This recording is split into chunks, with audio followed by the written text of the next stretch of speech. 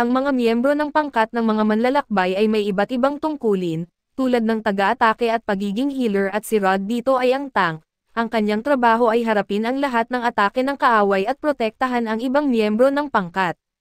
Ito ay isang posisyong madalas hindi napapansin ng mga makapangyarihang adventurer, ngunit binago ito ni Rod, at ang pinakamahalagang bagay para kay Rod ay ang kanyang maliit na kapatid na si Manisha. Ngunit biglang naputol ang kanyang masayang pantasya dahil kay Nin na isa niyang kasamahan sa pangkat. Siya ay nananaginip habang mulat sa gitna ng guild, na parang binabaliwala ang kanilang buong pangkat, at ang pagmamahal niya sa kanyang kapatid ay sobra-sobra, at napansin ito ni Nin sa paglipas ng mga taon, hindi niya pinapansin ang ibang bagay sa paligid niya, gusto ni Nin na magpakita siya ng interes sa romance. Akala ni Nin na nakuha niya ang mga gustong ipahiwatig niya, subalit sinabi lang ni Rod na walang ibang mas cute kaysa sa kanyang kapatid na si Manisha, na lalo pang nagpapainis sa kanya, at sa lahat ng seryosong usapan ay siya ay nakatuon lang sa kanyang kapatid dahil may sakit ito na hindi magagamot. Ang tanging pag-asa niya ay makakuha ng kayamanang nagbibigay ng kahilingan na maaring nakatago sa isa sa mga labyrinth. Ngunit matapos ang kabiguan niya kahapon, ay tila imposible na ang paghahanap nito, kaso ipinagtanggol siya ni Nin at sinasabing nagawa niya ng maayos ang kanyang trabaho, ngunit hindi maintindihan kung bakit mabilis naubos ang kanyang absorb shield. Hindi lang kahapon, kamakailan lamang sa bawat dungeon na kanilang pinapasok ay mabilis na naubos ang kanyang shield, at dahil dito, gumagamit siya ng maraming potion at nagdudulot ng maraming pasanin kay Nin, ang healer ng pangkat. Pinatatahimak siya ni Nin at sinasabing siya ang pinakamalakas na tank, na may pinakamahusay na shield na may lakas na 9,999, at siya ay isang pambihirang tank. Sa parehong oras ay nagkaroon ng gulo, at ang batang bayani na si Kyglas ay pumasok sa guild, bahagyang nakangiti, sarkastikong humingi ng paumanhin kay Rod dahil sa pagiging late. Ipinakilala niya ang kanilang pangkat sa bagong kasapi ng team, agad na sinabi ni Nin na ang mga patakaran ng labyrinth ay nagpapahintulot lamang sa 6 na tao sa isang pangkat, at kung isasama sina Lilia at Lily, magiging 7 na sila. Ngunit sinabi ni Kyglas na mayroon silang tatanggalin, si Rod ay tinanggal sa pangkat, at ang dahilan ay si Rod ay isang walang silbing tank, at kahapon, mabilis siyang nawala ng malaking bahagi ng kanyang shield. Patuloy na ipinagtatanggol siya ni Nin at sinasabing kahit hindi natatamaan si Rod, nababawasan ang kanyang shield at may nangyayari, subalit matigas si Kyglas, sinasabing may dalawang hindi kilalang kasanayan si Rod na lubos na walang silbi, at marahil ito ang dahilan ng kakaibang nangyayari. Nakakainis ito sa kanya kahapon, swerte na lang sila na buhay pa, at iyon ang mas maraming dahilan para tanggalin siya palabas, at bukod pa dito, ang mga bagong miyembro ay mga evasion tanks na sikat ngayon na kayang umiwas sa mga atake ng kaaway habang lumalaban. Hindi tulad ni Rod na kayang lang magdepensa, at malinaw na si Rod ay out, desisyon na ginawa sa harap ng buong guild, at tinanggap ito ni Rod at aalis na sana siya, ngunit hindi pa natatapos si Kyglas sa kanya, at dahil sa walang kita kahapon, kinuha niya ang espada ni Rod at sinabihang umalis na. Nagpaalam si Lilia sa kanya ng good luck, at nahihirapan si Nin tanggapin ito, ayaw niyang maging ito ang huling pagkikita nila, at sinabi niya kay Nin na babalik siya sa kanyang nayon para makasama ang kanyang maliit na kapatid, at hiniling sa kanya na dalawin siya paminsan-minsan at muling magkikita sila. Kahit na sa lahat ng nangyari, hindi pa rin makakabalik si Rod sa kanyang bayan at sa nayon ng Avancia. Agad na nagtataka siya kung tama ba si Kyglas tungkol sa kanyang mga kasanayan na hindi niya alam, at ito'y unti-unting kumakain sa kanyang absorb shield nang hindi niya napapansin. Ito'y magiging isang nakakatakot na kasanayan na taglay, at doon ay narinig ni Rod ang isang pangkat na tumitingin sa quest board, iniisip kung kaya nila ang trabahong mag-escort na papunta sa Koras na malapit ito sa kanyang bayan. Lumapit siya sa kanila, nais sumali sa kanilang pangkat para sa trabahong iyon, at sinabi pa niyang hindi na siya kailangang mabayaran. Tinanong nila si Rod ng kanyang ranggo, at dahil lahat ng oras ni Rod ay ginugol sa mga labyrinth, ang ranggo niya sa papel ay F, at ito ay ang pinakamababa. Ngunit nang maalala ng grupo na si Rod ay bahagi ng pangkat ng bayani, mainit nila siyang tinanggap, at nang dumating ang kliyente ay naramdaman ni Rod na parang hindi niya nasabi ang kanyang tunay na ranggo, kaya't hinayaan na lang niya ito. Ginawa niya ang lahat ng kanyang makakaya upang bantayan ang karwahe sa kanilang paglalakbay, at naganap ang mga karaniwang bagay, subalit isang gabi ay nagkaroon ng napakakapal ng hamog at may masama na kutob dito si Rod. Bigla niyang napansin ang isang anino sa hamog at pinahinto nila ang karwahe, Nang siya'y lumapit upang siyasatin at nakita niya ang isang batang babae at nang clear na ang hamog, ang batang babae ay bumagsak at nanginginig sa takot. Sinabi niya sa batang babae na huwag matakot, ngunit dahil sa hangin ay napansin niya ang isang mahiwagang bato sa dibdib nito at ito'y hindi pangkaraniwan, may sumusunod na halimaw sa babae na isang ahas ng kagubatan.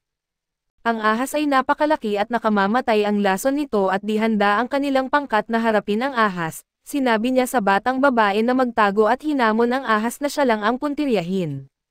Sinabihan ni Rod ang iba pang miyembro ng pangkat na atakihin ito, ngunit sila ay di makagalaw at hindi makabuo ng plano kung paano at sa ganitong rate, maaaring lahat sila'y mapahamak. Nilusob ng ahas ang natitirang miyembro ng pangkat at tinamaan si Rod, naiisip niya ang tungkol sa kanyang maliit na kapatid at ilang sandali lamang ang lumipas at siya'y nagising. Inutusan ang pangkat na patayin ito at dahil wala siyang espada at ang kaya lang niyang gawin ay magdepensa at sila ang dapat na umatake. Hinikayat niya ang natitirang pangkat na sundan ang kanyang utos, nag-promise siya na pipigilan niya ang lahat ng atake ng ahas at sila'y mananalo, binigay ni Rod ang senyales at isa-isa silang umatake ngunit hindi ito sapat. Sumigaw ang matandang lalaki na naghahanda ito para sa huling pag-atake. Ngunit hindi ito maiwasan ni Rod at sa halip ay tinanggap niya ito ng buong tapang at depensa, muling nag-utos siya ng atake at ang mga maliit na miyembro na nagdagdag ng lakas ay nagbigay ng huling hampas sa ahas. Hindi makapaniwala ang mga bata na nagawa nilang matalo ito, iniwan ni Rod sa kanila ang pag-aasikaso sa bangkay ng halimaw at pinuntahan niya ang batang babae.